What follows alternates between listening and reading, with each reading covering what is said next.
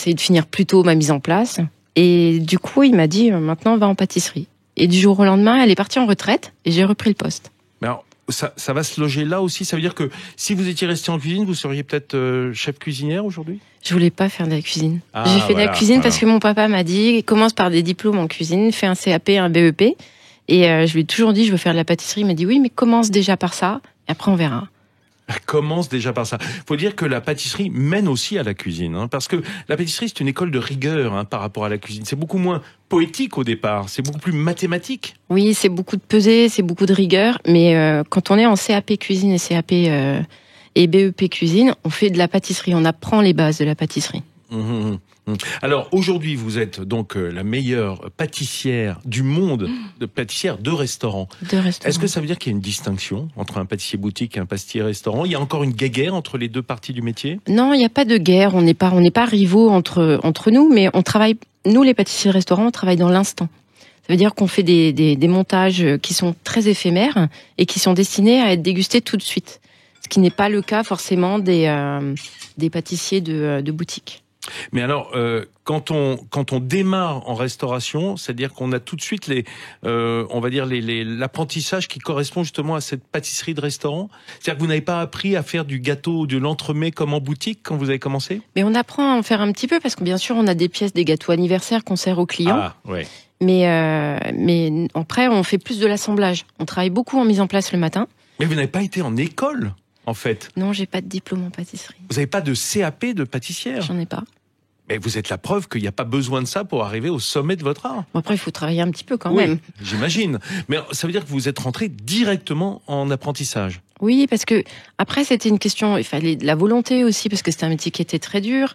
Et puis, je suis arrivée, il y avait encore pas de femmes dans le métier de la cuisine. C'était des brigades de 15-20 personnes, il n'y avait pas de femmes.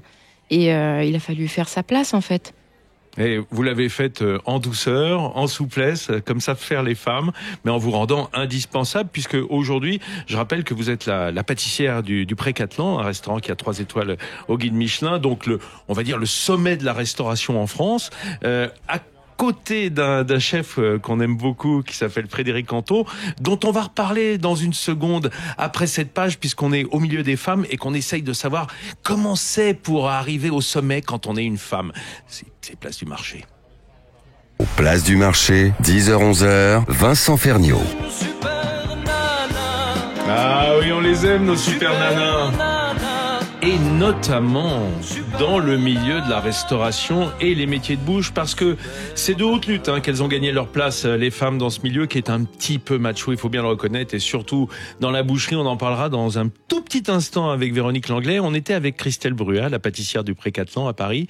Alors Christelle, on l'a dit, vous avez fait un apprentissage en restauration, pas de CAP. Pas de diplôme de pâtissière, comme quoi c'est pas nécessaire quand on a la passion et J'en ai plein en cuisine. Ah oui. Ah, j'en ai plein. Ah oui, d'accord. Ah oui, quand même. Mais bon, c'est l'opiniâtreté quand même. C'est d'avoir vraiment travaillé jour après jour. C'est très reproductif quand même, le travail en pâtisserie. Pour arriver à l'excellence, faut refaire souvent la même chose, non ? Mais il faut acquérir les bases. À partir du moment où on a les bases, après on peut modifier les recettes et on peut se faire une vraie identité en pâtisserie. Ouais, j'espère que là. Il n'y a pas de doute que vous avez une identité en pâtisserie. On va en parler dans un instant. On va évoquer les desserts que vous servez dans le restaurant Le Pré-Cattelan. Alors, je voudrais juste vous demander, on a cette idée quand même qu'il y a en restauration un regard du chef qui est très important, évidemment, sur son chef pâtissier ou sa chef pâtissière. Et vous avez vraiment une sorte d'osmose avec Frédéric Canton, le chef du Pré-Cattelan. D'abord, il est lorrain. Oui. Comme vous, lui. Et est-ce que ça a aidé ce régionalisme, en fait, cette entente régionale ? Et moi, je voulais absolument travailler chez lui. Et donc, c'est un chef que j'ai suivi depuis le début de l'apprentissage. Et j'ai envoyé un seul CV. J'étais vraiment déterminée à travailler chez lui. Et le jour où j'ai réussi à rentrer dans les cuisines du Pré-Cattelan, ce qui a eu de très, très étrange, c'est qu'on s'est tout de suite très bien entendu. C'était comme si ça faisait des années déjà qu'on travaillait ensemble. Ouais. Et maintenant, ça fait 16 ans que ça dure. Donc l'histoire est très très belle. Oui, l'histoire, non mais elle est surtout extraordinaire parce qu'il faut le dire, Frédéric Canton, c'est un très grand chef. Oui. On adore, enfin moi j'adore sa cuisine, que je trouve vraiment lumineuse. C'est un caractère de cochon en même temps. Oui. Non, mais si, non, mais vous le direz pas, mais c'est vrai qu'il a un. Alors, quand on dit quelqu'un de caractère, ça veut dire souvent mauvais caractère. Non, et il peut pas monter dans mauvais les tours, il caractère. peut monter dans les tours quand même. Mais c'est un chef, bien sûr, et il est exigeant, il est rigoureux, il demande énormément de choses à ses équipes, mais après, mauvais caractère, je dirais pas, exigeant. Ouais, vous le défendrez toujours, mais c'est normal. Et vous avez un caractère comment, Christelle? Qu'est-ce que vous diriez de vous? Moi, j'ai peut-être mauvais caractère. Non, alors, vous avez un mauvais caractère plus en douceur peut-être quand même. J'ai mon caractère. Vous montez dans les tours aussi? Non, je monte pas dans les tours. Ouais, parce que ça, c'est réservé aux touriers. C'est ceux qui font la pâte C'est ça. feuilletée chez les pâtissiers. Monter dans les tours, c'est pour les tours de pâte feuilletée. Allez, on parle avec vous dans un instant de vos recettes et de votre quotidien au restaurant, parce que c'est intéressant aussi. Mais je me tourne vers Véronique Langlais. Alors, Véronique, on est ici, comme vous le savez, pour parler de la femme dans les métiers de bouche. Le fait que aujourd'hui, quand même, c'est devenu tout à fait naturel, mais pas pour tout le monde. De voir des femmes, et notamment dans la boucherie. Alors, s'il y a bien un milieu des métiers de bouche qui est réservé aux hommes, c'est quand même la boucherie, non? Il faut dire aussi qu'on n'a pas beaucoup de jeunes qui ont cette vocation naturellement Ou l'attirance, de bonheur. ouais. Voilà, c'est quand même un métier qui est particulier, qui a été fortement décrié. Pendant 40 ans, on a mangé de la viande naturellement. Et on ne prenait pas conscience que c'était un produit aussi noble. Un produit qui est issu d'une longue lignée, puisqu'en fait, il faut un éleveur derrière, il faut des gens qui sont passionnés, qui sont impliqués. Et puis, pour valoriser le produit, il faut des gens aussi qui aiment leur travail, qui aiment respecter le travail de l'éleveur. Et c'est en cela qu'on sert. Et c'est vrai que c'est un métier qui est particulièrement masculin et qui se comprend réellement, puisque autrefois, mon papa était boucher, mon grand-père également. On tuait les bêtes et on les transportait, on les déplaçait. Et une corpulence féminine, effectivement, c'est un petit peu plus difficile, on va dire. Oui, parce que la seule vraie, il faut être clair, la seule vraie différence entre les hommes et les femmes, grosso modo, c'est que les hommes ont 30% de masse musculaire en plus. Donc la seule chose, c'est qu'ils sont plus forts. Voilà. Plus forts, pas plus endurants, plus forts en force physique pure. Mais ça sert pas à grand chose, sauf effectivement à porter des carcasses, par exemple. Là, c'était le cas. Et dans la majorité des métiers alimentaires, quand on regarde la cuisine, parce que moi je suis issue au départ du milieu de la cuisine et de la pâtisserie, c'est souvent ce qu'on nous reprochait, c'était notre corpulence pour soulever des charges lourdes. Ouais. Et en boucherie, avec un peu de condescendance, toi ma cocotte, t'es gentille, mais tu as voulu faire ce métier, tu vas nous montrer si tu es capable. Va faire des carottes râpées plutôt que de charrier les carcasses. Voilà, c'était un peu ça. J'imagine très bien. Ou va tenir ta caisse. Moi, j'ai eu souvent parce que de prime abord, ça fait 25 ans que je suis dedans, que je suis à mon compte, et j'ai eu souvent des propos de la sorte quand j'avais des gens énervés qui me disaient retourne à ta caisse. Mais que des collègues ou aussi de la clientèle, c'est ça qui m'intéresse. Alors non, les clients au contraire sont des gens adorables qui adorent voir des femmes dans des métiers utiliser d'hommes, les enfin, couteaux, entre guillemets, oui. être passionnés, parce que d'ailleurs je pense que c'est le point commun de toutes les femmes dont vous parlez aujourd'hui, c'est la passion. C'est qu'on est vraisemblablement dans un truc qui nous dépasse complètement, qui part des tripes et qui ça c'est la triperie, c'est plus la boucherie. Voilà, et qui fait qu'on est complètement impliqué et qu'on ne voit plus les contraintes qui peuvent être là, et on sait souvent le communiquer, et les clients qui sont face à nous, en général, sont très sensibles à ça, et je n'ai jamais eu de critique de clients. Et en fait, pour vous dire la réalité, c'est que ça fait 25 ans que je suis à mon compte, mais ça fait très peu de temps que j'utilise le couteau. Ça doit faire à peu près 2 ans réellement. Et vous faisiez avec quoi avant ? Avec les dents ? Je le faisais pas. Je le faisais pas tout simplement parce que j'avais des salariés qui étaient là pour le faire. Et vous aviez un petit complexe peut-être ? Pas du tout. En fait, je vais vous expliquer la vérité, et vous allez voir que dans un couple, parfois c'est difficile. C'est que quand on s'est installé avec mon mari, on avait 22 ans. C'est moi qui l'ai poussé à faire ça. Je rappelle que vous êtes bouchère à Paris, donc. Voilà. Oui. Et j'ai toujours une passion pour ça, puisqu'à l'origine, je suis cuisinière de métier et que j'ai toujours adoré toucher à la viande. Sauf que, effectivement, quand j'étais petite fille, j'utilisais les couteaux dans l'entreprise de mon papa, mais je me coupais tout le temps. Et quand j'ai voulu aider mon mari, en fait, ça le dérangeait énormément. Et à plusieurs reprises, je lui ai demandé de me former, et à plusieurs reprises, je me voyais essuyer des noms. Parce qu'il ne voulait pas que j'aille sur son territoire. C'est ça. Il y avait des prérogatives. Voilà. Quoi, hein, quelque chose qui appartenait à votre mari. Voilà, J'avais l'impression, voilà. Donc, tout ce qui était achat ne m'était pas réservé. Tout ce qui était effectivement préparation. Alors si j'avais droit quand même à un truc, c'est j'avais droit à nettoyer le frigo. Oh, trop sympa, sympa. Mais je le faisais. Oui, volontiers. Voilà, je le faisais parce que ça me permettait aussi de voir le stock, etc. Et en fait, on a eu la chance d'avoir un garçon qui s'est trouvé dans ce métier, qui est venu travailler avec nous, et c'est un peu par son biais que je suis venue progressivement à utiliser les couteaux. En plus, je suis passionnée de couteaux, donc je trouvais les couteliers. Ça va avec. Voilà. Ouais, hein, parce que bon boucher, bonne lame, quoi. Et mon origine culinaire me permettait aussi de penser à des préparations culinaires, et c'est comme ça que. Alors, que on sent quand même qu'il y a vraiment un territoire de connivence avec Christelle Bruat, notre pâtissière. D'abord, vous venez tous les deux quand même d'un milieu des métiers de bouche, hein, ça veut dire que c'est dans votre sang, dans votre ADN quelque part. C'est ce que j'allais dire, ADN. Hein, la passion, parce que en fait, la passion, elle a remplacé la formation. Vous n'avez pas de CAP de bouchère. Je n'ai pas, mais je pense que je vais le passer quand même. Ah, pour être ça. Justement pour vis-à-vis. Être irréprochable. Bah oui, parce qu'en fait, j'ai des détracteurs comme tout le monde. J'en ai très peu parce que je suis tellement passionnée finalement que j'intéresse des passionnés et que finalement on se reconnaît comme ça. Finalement. Mais il y a toujours des détracteurs déjà qui estiment qu'une femme n'a rien à faire dans une boucherie, n'a rien à voir avec des couteaux. A fortiori s'il n'y a pas de CAP. Voilà. Oui, je comprends que vous ayez ça qui vous reste en tête. Christelle Bruat, est-ce que dans votre carrière, vous êtes jeune, donc elle n'est pas si longue que ça. J'ai 22 ans déjà. Oh bah oui, mais enfin bon, voilà mon petit bichon là, franchement, 22 ans, ça va encore, hein, vous êtes toute jeunette. Christelle, est-ce que vous avez eu en fait une opposition des hommes dans les équipes? Est-ce que vous avez eu un regard un petit peu condescendant ou jamais? Ou est-ce que ça se passe mieux en restauration? Alors, il y en a peut-être eu, mais en fait, je faisais pas attention. C'est ça, vous êtes passé au travers sans voir. Et j'avais un but, je savais vraiment où je voulais aller. Et après, tout ce qui pouvait se dire à côté, d'un côté comme de l'autre, je veux dire, c'était juste pas important. C'est plus une force. C'était ça, c'était peut-être la force. Ouais. Et après, je travaillais beaucoup depuis le début avec Frédéric, et c'était ce duo en fait qui me nourrissait et qui m'a permis de me construire. Mais est-ce que Frédéric Canton, votre chef donc au Pré-Cattelan, est-ce que c'est quelqu'un qui vous a protégé ou est-ce que vous traitez d'égal à égal avec lui, vous diriez? Non, il m'a beaucoup protégée. Il m'a beaucoup protégée, guidée, et même encore maintenant, il prend énormément soin de moi et tout est fait dans le. Qu'est-ce que ça veut dire prendre soin de vous? Ça veut dire qu'il vous évite les coups, les écueils. Enfin, il vous trace un chemin. Il n'y a pas d'écueil, il n'y a pas de coups, il n'y a pas d'écueil. C'est pas la guerre dans la cuisine. Oui, mais enfin, c'est un peu violent une brigade quand même. C'est assez chaud. Mais quoi. non, mais pas du tout. Alors, pas Vincent, il faut venir manger.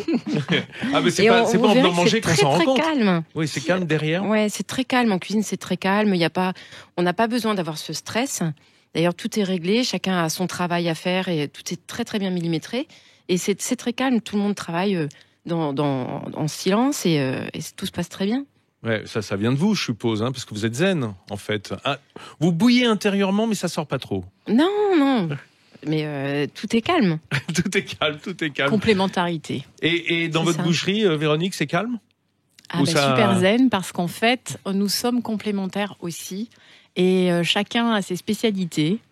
Alors c'est rigolo parce que justement, on n'a pas besoin de se parler, tout se fait dans le regard.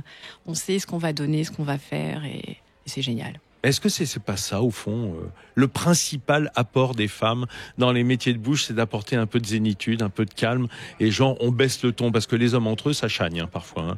Il faut bien le dire, dans ces milieux professionnels. Travailler qu'entre femmes, ça peut aussi... Ah, on va en parler dans une minute, parce que vous l'avez compris, nous sommes aujourd'hui très féminins, ici, place du marché. Bon, moi, j'ai été chercher en moi la femme qui doit se trouver bien cachée, bien entendu.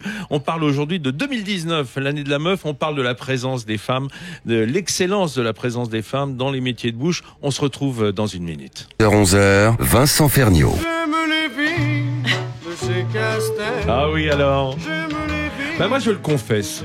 Voilà, je le confesse, j'aime les filles, c'est vrai, je me sens bien au milieu des filles. Et j'ai la chance, comme papa, de n'avoir que des filles et de leur répéter que jamais, depuis l'aube de l'humanité, elles n'ont eu autant de chance qu'aujourd'hui en Occident, bon, un petit peu, de faire ce qu'elles voudront de leur vie. Vous n'êtes pas d'accord, Christelle? Je suis d'accord. Il faut saisir sa chance quand on est une femme aujourd'hui. C'est ça, mais moi j'ai un petit garçon. Ah bah voilà. Oh bah il a encore de la place. Rassurez-vous, Véronique. C'est aujourd'hui ou jamais pour les femmes. Là, c'est le moment. On peut dire que quand même, et surtout dans les métiers de bouche, elles ont accès maintenant. Elles ont accès, puis en plus, même nous, en tant que, parce que je suis aussi élue, et même en tant qu'élue, on a beaucoup de femmes maintenant, donc on fait la route grande pour toutes les femmes qui veulent venir nous joindre. Voilà, ça c'est un petit appel aux vocations tardives ou précoces, d'ailleurs ça ne gêne absolument pas. Alors moi je voudrais vous parler d'une femme absolument exceptionnelle que j'ai eu la chance de rencontrer il y a une semaine, puisqu'elle était de passage à Paris pour recevoir le prix de personnalité de l'année de la Revue du Vin de France. Elle est sommelière et j'ai été lui demander ce qu'elle ressentait ce soir-là. Pascaline Lepelletier, on est au palmarès de la Revue du Vin de France qui a lieu chaque année ici à la mairie du 5e arrondissement à Paris. Et vous venez de vous voir décerner le titre de personnalité de l'année de la Revue du Vin de France. Vos premières impressions, puisque c'était il y a 5 minutes. C'est toujours aussi irréel. Mais c'est magique, c'est irréel d'être là et avec une telle assemblée de femmes et d'hommes du vin qui sont pour moi des modèles au quotidien et d'être reconnus parmi eux par la Revue du Vin de France. C'est réel parce que pour moi c'est eux qui m'inspirent et ceux qui devraient être les personnalités de l'année. Voilà. Alors 2018 est une année assez incroyable en ce qui vous concerne du point de vue du palmarès, puisque vous avez cumulé en un mois pratiquement d'abord le titre de meilleur ouvrier de France, je devrais dire ouvrière, puisque c'est la première fois qu'une sommelière reçoit ce titre, au titre des sommeliers, et également meilleur sommelier de France, sommelière encore une fois. Effectivement, l'année 2018 a été assez chargée. J'ai eu la chance de pouvoir me distinguer d'abord dans la grande famille des meilleurs ouvriers de France, qui était vraiment un rêve pour moi, quelque chose de magique. Surtout depuis que je suis à l'étranger, je me suis rendu compte à quel point cette grande famille était un symbole d'excellence et de transmission, et dans mon métier quelque chose d'essentiel. Et voilà, donc devenir meilleur ouvrier de France, c'était absolument un rêve. Et par la suite, j'ai eu la chance de pouvoir concourir au meilleur sommelier de France, et c'était disons que mon plus gros objectif de l'année, c'était le MOF. Donc le MSF, c'était que du bonheur, et le bonheur s'est réalisé. Vous êtes venu assez tard au vin, vers 25 ans. Oui, j'ai eu la chance de grandir dans une région viticole, mais pas du tout, ne m'ayant pas de nom, mes parents n'étant pas du tout dans le vin. Donc le vin est vraiment apparu dans ma vie très très tard, en fait, grâce à mon prof de philosophie même. Et avec des petits boulots dans la restauration qui peut-être m'ont fait réaliser que ce que j'aimais vraiment, c'était le vin. Et je pense que de commencer tard, en fait, ça m'a fait gagner du temps. Parce que, j'étais plus mûre, et deux, la philosophie m'a vraiment aidé à aller peut-être directement à l'essentiel ou à passer certaines questions qui m'ont donné des pistes de réflexion et de dégustation assez uniques et qui aujourd'hui m'ont permis peut-être d'avancer un petit peu plus rapidement. Mais le vin m'a parlé. Vous savez, souvent les gens me disent comment tu fais. Je dis mais c'est comme un grand musicien ou quelqu'un qui a un talent. Vous mettez un piano, moi c'est une catastrophe. Vous mettez quelqu'un d'autre, il peut jouer. J'ai eu un verre de vin et ça m'a parlé. Oui, j'ai toujours le sentiment qu'on va vers ce pourquoi on est fait dans la vie, et c'est cette passion qui nous mène. Alors vous l'avez compris, elle est encore jeune, elle n'a pas 30 ans, Pascaline Lepelletier. Moi j'ai une jeune fille. De quel âge, Sophia Marchez? 19. 19, vous voyez, 10 ans plus tôt, voilà ce qui se passe. Alors vous êtes élève en mention complémentaire. Qu'est-ce que c'est la mention complémentaire sommellerie? C'est une option dans un lycée hôtelier? C'est, je dirais, une année supplémentaire, en fait. J'ai fait un bac pro 3 ans en lycée hôtelier, Oui. lycée Jos Où ça? Baptiste, sur Rouen, à côté, à D'accord. Canteleu. C'est pas une région tellement viticole, la Normandie. Du tout. Non, mais Plus bon. fromage. Oui, plutôt, oui, c'est vrai, produit laitier, on va dire. Et comment vous est venue cette vocation du vin, en fait? Déjà la restauration par mes parents. Ma mère est cuisinière, mon père est serveur, cuisinier. Enfin, voilà, ils sortent comme vous, mesdames. tous du métier de bouche. Et mon père est un passionné de vin, et je sais que c'était lui qui choisissait le vin à table, et je le suivais, en fait. J'aimais bien regarder ce qu'il prenait. C'est des trucs comme ça. Alors quand j'en savais pas plus que ça quand j'étais arrivée en service, c'était des petits moments où on nous expliquait certaines régions viticoles pour voir ce que c'était. Et c'est à ce moment-là que je me suis vraiment intéressée, avec mon père qui à table qui choisissaient le vin. Alors Sophia, vous êtes en ce moment en stage dans un grand restaurant parisien, Le Doyen, chez Yannick Aleno. Ça fait partie de l'apprentissage, ça ? Enfin, ça fait partie de votre cursus ? Oui, la mention complémentaire, on a eu droit à un stage en viticulteur. Donc j'étais dans la Val-de-Loire, chez Thibault-en-Rion, près de Saumur, à Saint-Macaire-du-Bois. J'ai pu faire un stage sur Rouen en caviste, à la centrale des vins. Sur les quais. Et celui-ci se passe en restauration et le prochain encore dans 1 ou 2 mois. Alors, on retourne écouter Pascaline Lepelletier parce que je lui ai demandé ses souvenirs de cette fameuse mention complémentaire de sommellerie. Faire la mention complémentaire, ça a été fantastique parce que je sortais en plus d'université. Vous avez un peu la grosse tête parfois lorsque vous êtes dans un milieu un petit peu privilégié. Et je me suis pris quelques claques parce que peut-être que je savais beaucoup de choses sur certains concepts kantiens ou bergsoniens, mais alors par contre, porter un plateau, comprendre une salle, parler à un client, faire des ratios, je ne savais pas. Et subitement, on se rend compte que on a tendance à s'enfermer dans une filière et on oublie le reste. Et dans tout le reste, on est amateur et on doit apprendre. Donc l'apprentissage a été fantastique. Ces jeunes avaient une volonté fantastique. Ils avaient des talents que moi, je n'avais pas. J'ai beaucoup appris d'eux. J'espère qu'ils ont appris de moi.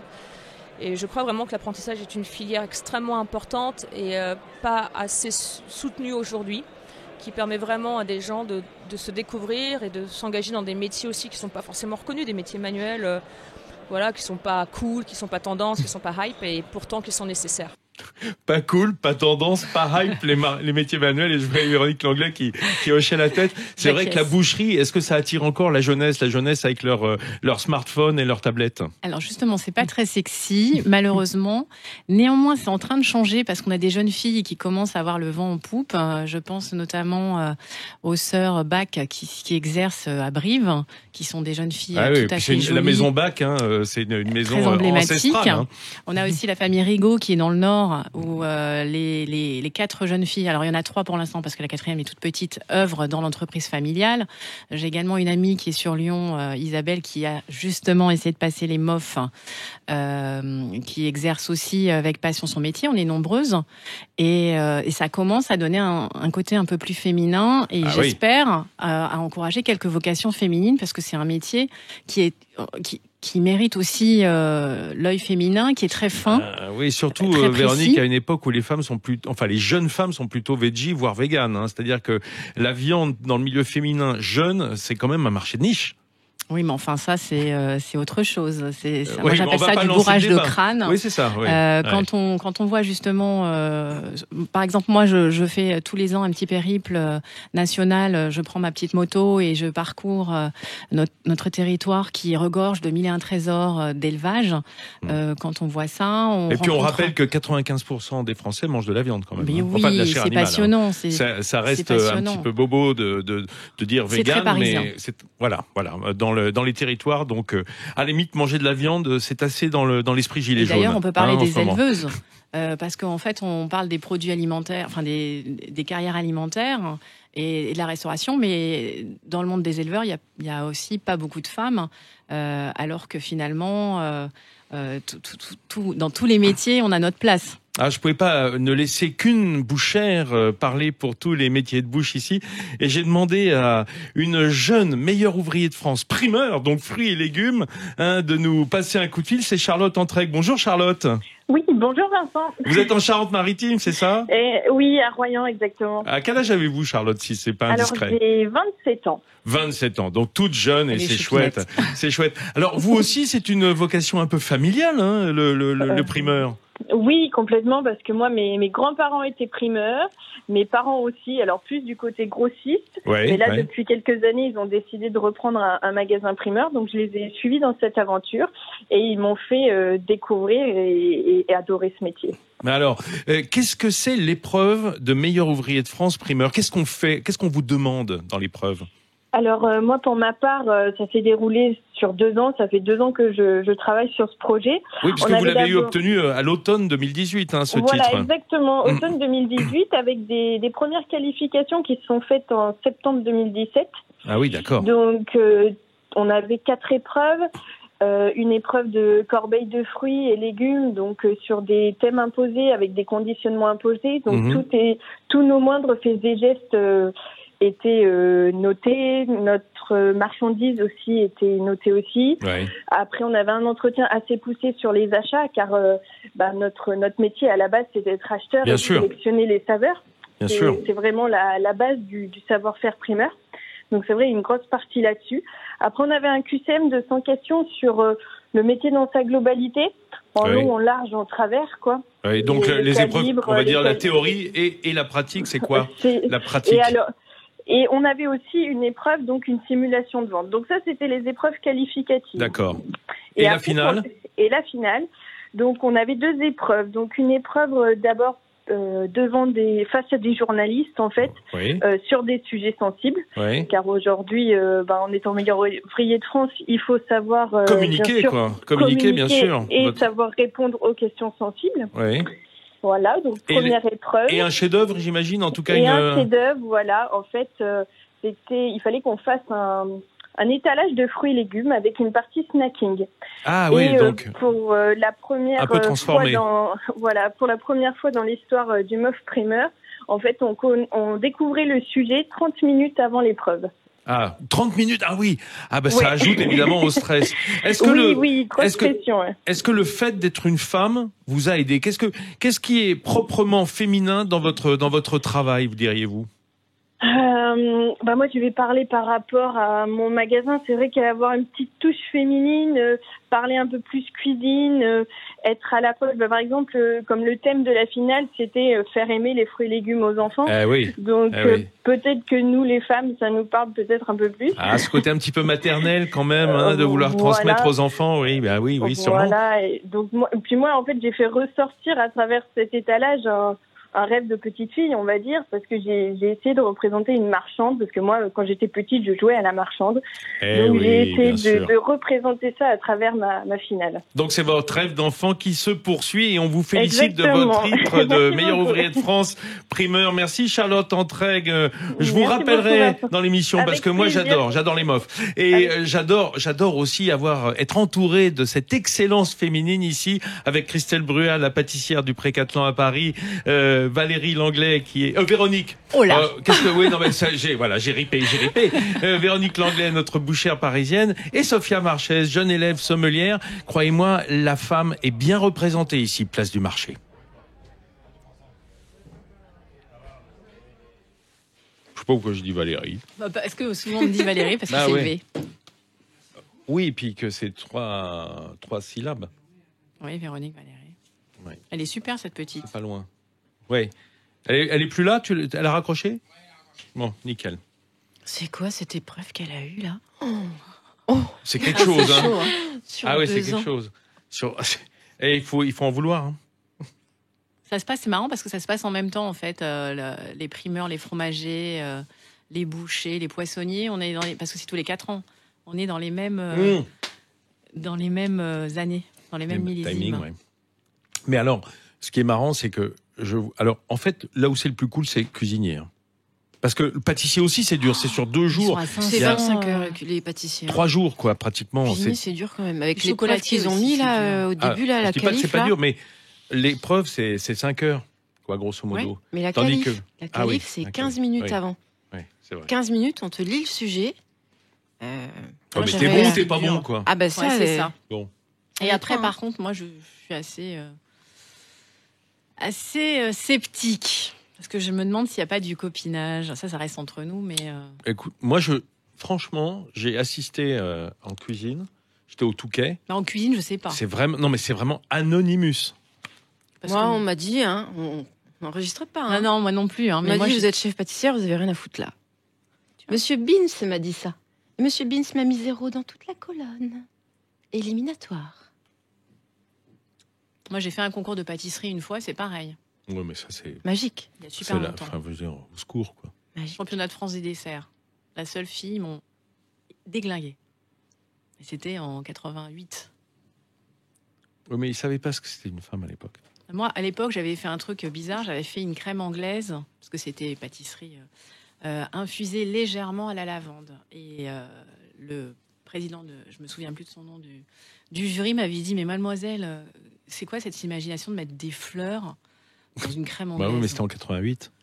Et je lui dis, je trouve ça alors que original. maintenant, c'est à la mode. Et il m'a dit, mais c'est n'importe. Vous êtes bien une fille, c'est n'importe quoi. Et t'as vu le Bocuse d'or de Frédéric? Trop avant-gardiste.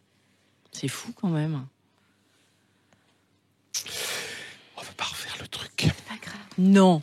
Allez, dernière ligne droite, mesdames. Ça passe trop vite, hein. Pas le temps de dire le quart de ce que je voudrais. Mais enfin bon. Il y a la journée de la femme. Après. Une seconde.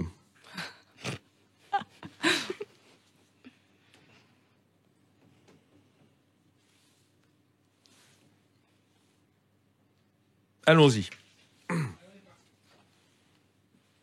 Sud Radio, place du marché, 10h-11h, Vincent Ferniaud.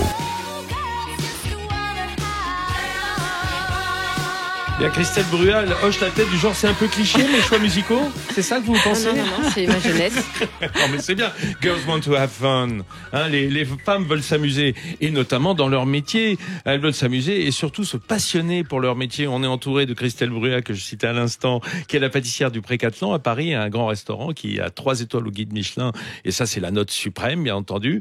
Véronique Langlais qui est bouchère à Paris également et Sophia Marchès. Sophia, alors moi j'ai envie de dire marquée tout le temps, mais à la française on dit Marchese, hein, on sent l'origine italienne tout de même, qui est une jeune élève en mention complémentaire sommellerie, c'est-à-dire au fond c'est on va dire le bonus de la sommellerie dans une école hôtelière, hein, c'est-à-dire qu'on fait du service en salle et puis on fait la mention complémentaire pour s'intéresser au vin.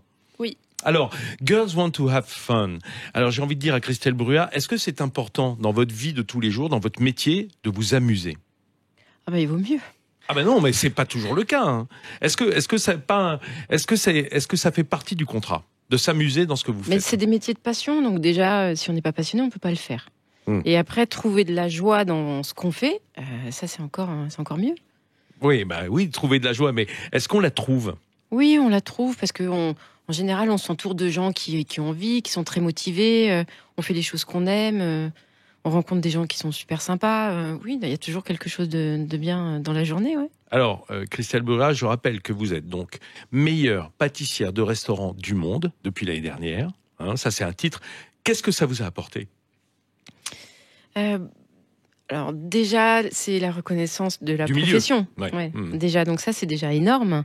Et après, moi, j'ai eu déjà beaucoup de fierté pour mon équipe. Et puis après, pour le fait de cette collaboration avec Frédéric, ça fait 16 ans.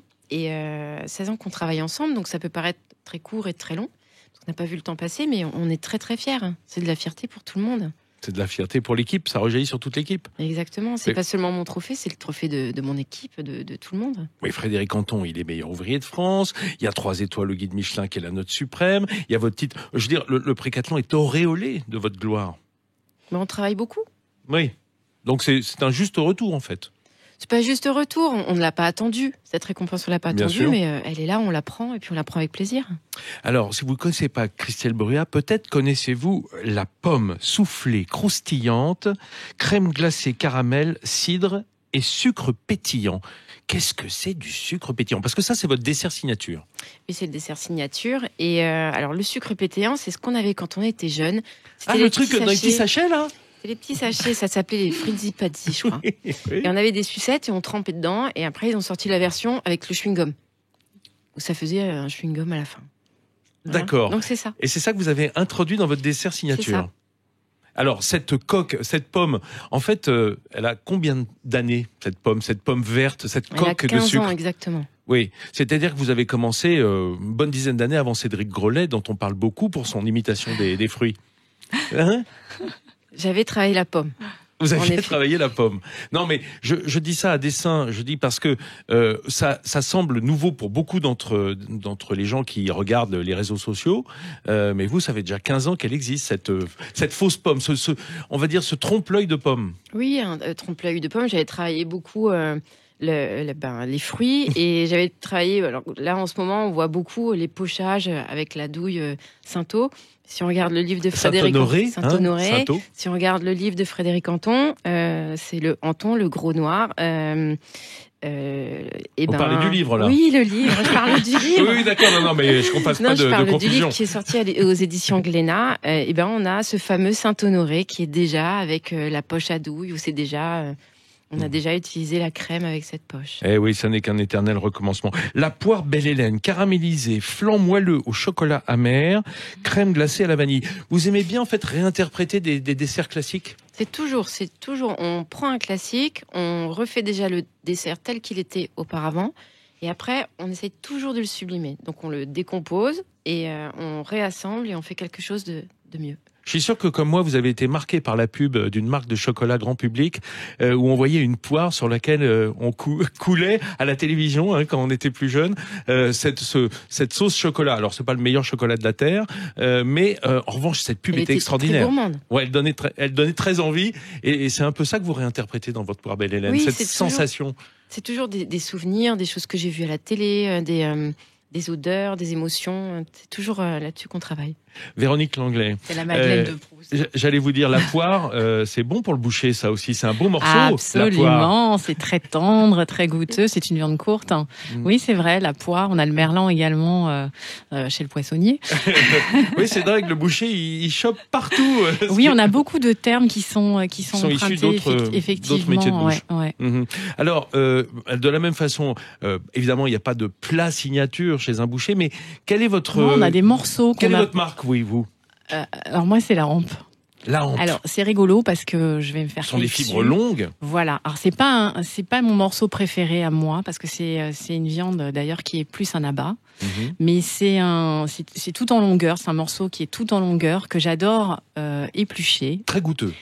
Très goûteux, très sanguin. Qui d'ailleurs, je vais vous donner un petit conseil culinaire. La hampe, en fait, vous avez deux peaux au-dessus, dessous. Et si vous avez envie de vous régaler en été, vous demandez à votre boucher qui vous la vende telle quelle, donc juste levée en fait, pas épluchée du tout, vous la mettez sur le barbecue et sur feu vif, un aller, un retour. Après, vous enlevez vous-même cette petite peau et ça vous fait oui, ça part relativement bien. Et ça, si. Bon, d'accord, Véronique. Sauf si elle est très maturée. Mais vous sortez ça du barbecue, c'est un morceau qui est hyper saignant, qui est plein de fer. Mais elle est souvent brune, cette hampe qu'on achète. Oui, tout à fait. Elle est c'est un abat. Elle est maturée. Oui, d'accord. Parce que c'est à l'intérieur du coffre, à l'intérieur de la cage thoracique. Exactement. Mais pour les femmes, pour les enfants, c'est un morceau qui est très goûteux, mais qui est riche en fer et qui est très bon pour l'organisme. Le fer, il vient des globules rouges. Voilà, évidemment. Sophia Marchès, notre élève en mention complémentaire, qui a, je le rappelle, 19 ans. Est-ce qu'à 19 ans, on a déjà des vins préférés ? Je découvre, du coup, je pourrais pas dire que j'en ai des préférés. Je découvre un peu chaque région, chaque vin. Mais qu'est-ce qui vous attire ? Qu'est-ce qui m'attire Votre papa, par exemple, parce que vous nous disiez que votre vocation, elle est née avec votre père qui faisait goûter des vins. Il est quoi, lui ? Mon père est plus vin rouge, plutôt côté Bordeaux. Bordeaux-Bourgogne. Ah, oui, d'accord. On va dire les grandes régions, Bordeaux-Bourgogne, là, il n'y a pas de risque. Et du coup, vous avez envie de fureter ailleurs, vous ? Oui, j'ai envie de voir autour, parce que j'ai quand même un peu l'habitude avec mon père, mais sinon, je préfère découvrir, c'est ce que je préfère. Alors justement, votre quotidien chez Le Doyen, quand on est stagiaire dans un grand restaurant comme ça, multi-étoilé, qu'est-ce que c'est votre quotidien ? Déjà, moi, si on fait une journée type, je prépare toute la mise en place pour le service, pour que le service se passe tout à fait bien. Et oui, après, j'ai des vins à pouvoir connaître, pour pouvoir le présenter aux clients, un chariot de champagne aussi, et je déguste aussi pour pouvoir les expliquer en fait aux Votre clients. chef sommelier, il vous laisse faire ? Oui, c'est le principe pour qu'on puisse apprendre, et puis il joue bien le jeu aussi. Comment s'appelle-t-il ? Monsieur Javot. Monsieur Javot. D'accord. Son prénom, c'est quoi ? Vincent. Ah, Vincent. Alors, c'est normal. Dans le milieu du vin, c'est le prénom, hein. Vincent Javot. Et il vous laisse tout goûter, hein, parce qu'il est d'usage de goûter avant de servir les bouteilles, évidemment, de savoir s'il n'y a pas de goût de bouchon, s'il n'y a pas de goût parasite. Et ça, vous le faites, vous aussi ? Pour le moment, je goûte tout ce qui est le chariot de champagne dans toutes les coupes qu'on sert au début, et tout ce qui est vin au verre, en fait, aussi. Après, oui, si on doit ouvrir une bouteille au client qu'il faut carafer, bien évidemment, on goûte avant. Ce serait un peu idiot que carafer une bouteille qui vaut déjà très cher et qu'elle soit bouchonnée juste après l'avoir fait. Votre premier verre de vin, vous vous en souvenez de votre vie ? Je l'ai pris avec mon papa, donc... Ouais. Et vous aviez quel âge ? 17 ans, quelque chose comme ça, 17 ans. Et vous aimiez déjà alors, ou ça vous avez peut-être rebuté un peu? Ça titillait quand même au début, j'étais pas trop... Mais déjà au nez, ça me plaisait énormément. C'était fou qu'un vin pouvait sentir d'un vin à l'autre, d'un verre à l'autre. Ça pouvait aussi bien sentir le fruit rouge que d'un côté, ça sentait la noisette. Donc ça me perturbait énormément. Et je voulais voir en fait jusqu'à où ça peut aller. Est-ce qu'il y a même des vins blancs qui sentent le litchi quand même? Bien sûr. Donc c'est toujours aussi intéressant. Les Gewürztraminer par exemple. C'est ça. En Alsace. Christelle Bruat, si d'un mot, parce que le temps a filé, moi je serais bien reparti pour une deuxième heure en votre compagnie, mesdames. D'un mot, qu'est-ce que vous diriez quel adjectif donner à une femme? Quelle est sa différence avec l'homme dans ce milieu? Quelle est sa carte à jouer? Sur l'humilité? Ouais, mais ça c'est presque une seconde nature pour vous. Mais est-ce que l'humilité ouvrira des portes? Oui, parce que pour moi, il faut, l'humilité. L'humilité, c'est très, très bien. Oui, c'est très bien. Parce Être en retrait, attendre son tour et tout ça. Écouter, apprendre, se nourrir, Ouais, ça vous ressemble bien, Christelle Bruat, qu'est-ce que vous voulez, hein. On n'arrive pas à être la meilleure pâtissière du monde en restauration sans un peu d'humilité, sinon, si on se la raconte trop, c'est sûr qu'on dérape bien vite avant. Véronique Langlais, qu'est-ce que vous diriez, vous? Quelle qualité pour une femme pour arriver dans un métier comme la boucherie? En fait, moi, je peux pas parler d'un adjectif. Il y a une chose que je remarque, c'est que plus on sait, moins on sait finalement. Donc, rester simple et apprendre. Bon, c'est une sorte d'humilité aussi, alors. Oui. Hein? Non, mais vous avez copié sur Christelle Bruat, c'est moche, Véronique. Et l'essentiel, c'est de s'occuper et de ne pas travailler. C'est que moi, j'ai jamais travaillé de ma vie. Ah oui, juste s'amuser, quoi. Voilà. Prendre du bonheur. Ouais, enfin, surtout quand on se lève très tôt le matin et qu'on est déjà c'est sur ça le qui est pont. génial. On souhaite à Sophia Marchès, qui est avec nous, le meilleur pour la suite dans ses études, et on souhaite la retrouver comme chef sommelière d'ici quelques années dans les grands restaurants. Merci mesdames d'être venues nous voir ici, Place du Marché.